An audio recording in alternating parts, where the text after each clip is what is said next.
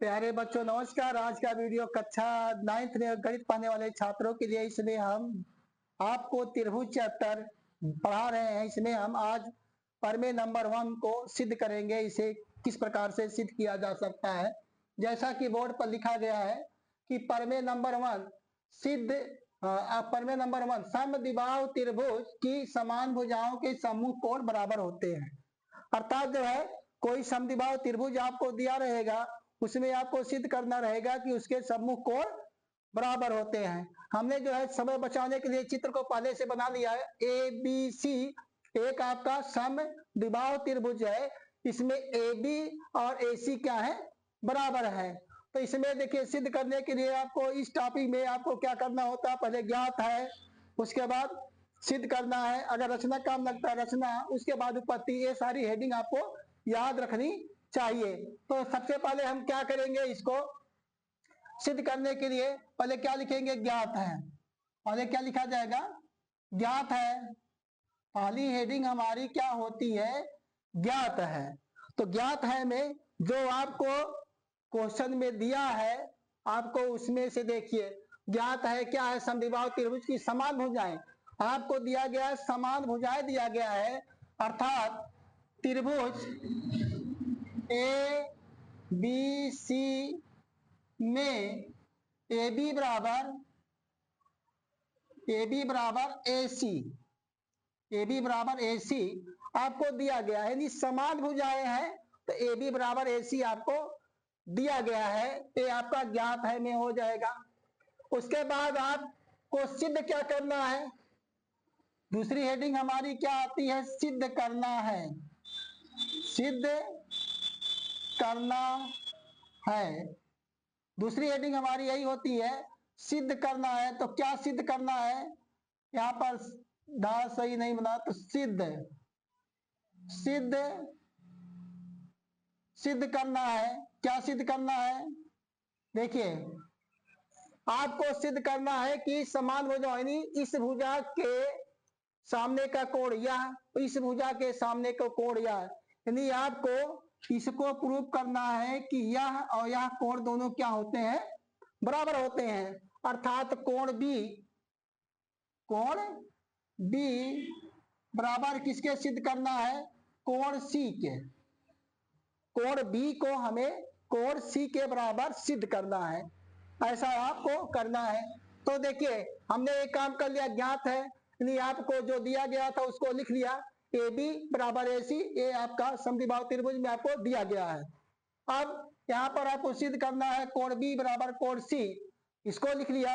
अब रचना, अब इसके बाद यदि आपको रचना की आवश्यकता पड़ती है तो रचना करेंगे। तो रचना कर लिया जाए, तो रचना लिखेंगे, क्या लिखेंगे, रचना। रचना क्या हो जाएगा, यहां पर यहां से एक जो है, यहां से लाइन खींच दीजिए। ये लाइन क्या होगी, कोण ए की समद्विभाजक, कोण ए की समद्विभाजक क्या लिखेंगे, कोण ए की समद्विभाजक, भाजक रेखा खींचा, क्या करेंगे, खींचा, जो BC को D पर काटती है, जो BC को D पर काटती है, क्या काटती है। अब ये रचना का काम हो गया। तो हमने इसका समद्विभाजक खींचा, इसका मतलब यह कोण और यह कोण दोनों क्या है, बराबर। समद्विभाजक का मतलब होता है वह रेखा जो दिए गए कोण को दो बराबर भागों में बांटती है। तो यह कोण और यह कोण दोनों क्या हो जाएंगे, बराबर हो जाएंगे। ये हमने रचना किया है, ये हमको रचना किया गया है। अब क्या है, उपपत्ति, क्या लिखेंगे, अगली हेडिंग क्या होती है, उपपत्ति की। तो उपपत्ति लिखा जाएगा। उपपत्ति में करना क्या होता है हमें, देखिए सबसे पहले देखिए हम इसमें क्या करेंगे, उपपत्ति के लिए इसको दोनों त्रिभुजों को सर्वांगसम दिखाएंगे। सर्वांगसम के लिए कसौटियां होती हैं, तो कई कसौटियां होती हैं, यस ए यस होता है, ए यस ए होता है, यस यस होता है। तो यहाँ पर हम कसौटी यस ए यस का प्रयोग करेंगे, तो उसके हिसाब से हम यहाँ पर चलेंगे। यहाँ पर सबसे पहले क्या किया जाएगा, देखिए यहाँ पर कोण क्या लिखेंगे कोण रेखा क्या लिखेंगे, रेखा रेखा एडी, रेखा एडी कोण, रेखा एडी कोण ए की समद्विभाजक है, समद्विभाजक समद्विभाजक समद्विभाजक समद्विभाजक है, समद्विभाजक रेखा है। इसलिए जब समद्विभाजक रेखा है एडी, तो क्या हो जाएगा, कोण कोण बी ए डी बराबर क्या हो जाएगा, कोण सी ए डी होगा। ये आप मान लीजिए समीकरण नंबर 1, क्योंकि हमें इसकी आवश्यकता पड़ेगी, इसलिए हम इसे क्या मानेंगे, समीकरण नंबर 1। अब क्या लिखेंगे, अब त्रिभुज कौन सा, बी ए डी तथा त्रिभुज सी ए डी में देखिए आपको करना क्या है, हमें चाहिए यस ए यस अर्थात साइड एंगल साइड। तो आपको पहले से दिया गया है, देखिए जो आपको पता है उसी को लिखिए। यहाँ पर देखिए ए बी और ए सी क्या है, बराबर है। तो पहले हम साइड लिख लेते हैं, क्योंकि हमें इसका ही प्रयोग करना है, यस ए यस साइड एंगल साइड। तो पहले क्या लिख लीजिए, ए बी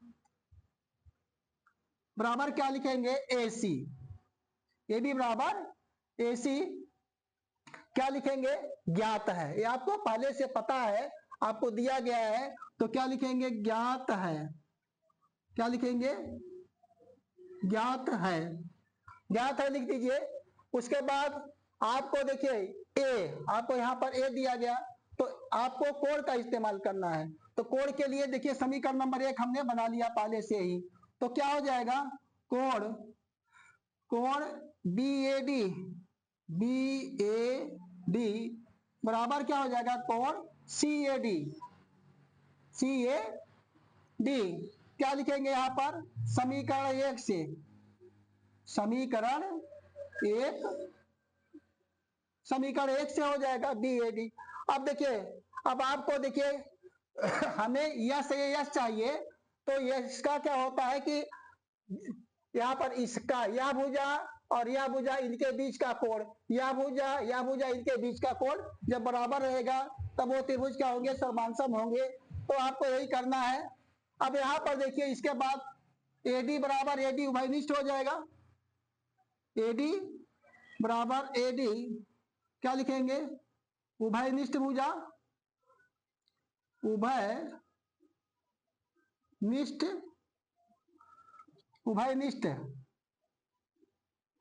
भुजा। ये क्या है, दोनों में है। हम इस त्रिभुज को बनाते हैं, जैसे बी ए डी इसमें भी आ रहा है, सी ए डी इसमें भी आ रहा है, तो दोनों त्रिभुजों में यह भुजा आ रही है, तो क्या हो जाएगी, ये उभयनिष्ठ भुजा हो जाएगी। तो अब देखिए हमें देखो यस ए यस अर्थात साइड एंगल साइड मिल गया, तो आप लगा सकते हैं, लिख देंगे। इसलिए त्रिभुज बी ए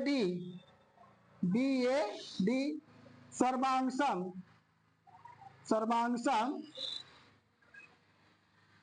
त्रिभुज कौन सा, सी ए डी। यहां पर क्या लिख देंगे, यस ए यस सर्वांग समता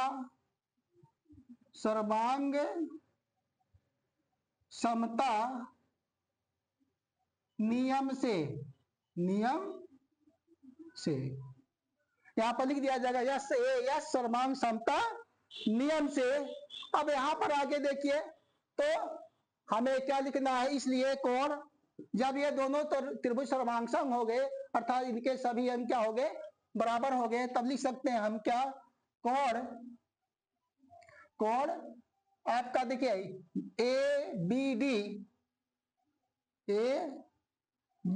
डी बराबर क्या हो जाएगा, कोण ए सी डी। तो यहां पर क्या लिखेंगे, सीपी सीटी